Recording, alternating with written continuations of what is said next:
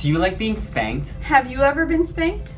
But before you answer, let us define what it means. Spanking is often defined as repeated slapping on the buttocks.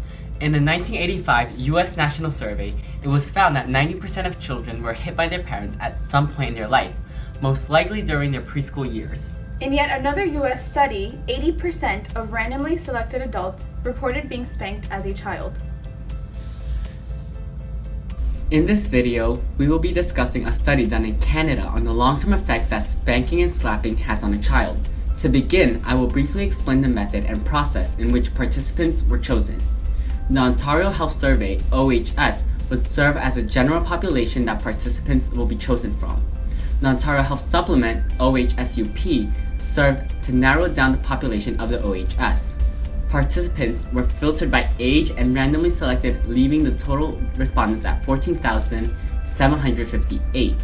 However, 13,002 participated and only 9,953 took part in the OHSUP. After considering possible confounding variables, anyone older than 64 has a history of physical or sexual abuse, or both, and those who failed to answer all relevant and necessary questions on the survey, the sample size dwindled down to 4,888. From this sample, the prevalence of 4 psychiatric disorders, anxiety disorder, major depressive disorder, alcohol dependence, and externalizing problems, and antisocial behavior were tested, as shown here. Face-to-face interviews were held by reliable and experienced interviewers, followed by a brief self-administered questionnaire. The STEM question, however, read, "Growing up, how often did any adult do any of the things on the list to you? Often, sometimes, rarely, or never?" The item was phrased, slapped or spanked you.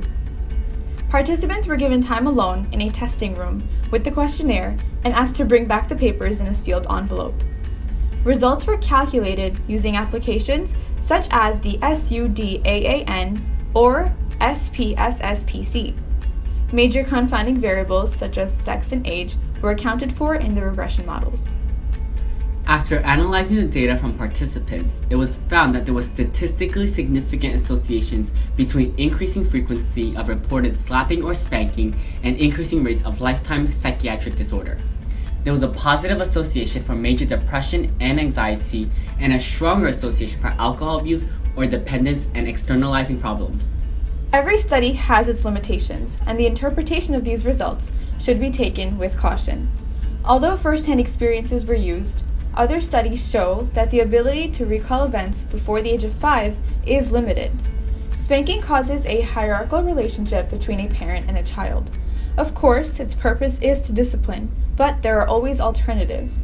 From an early age, parents can try building their verbal and nonverbal communication with the child.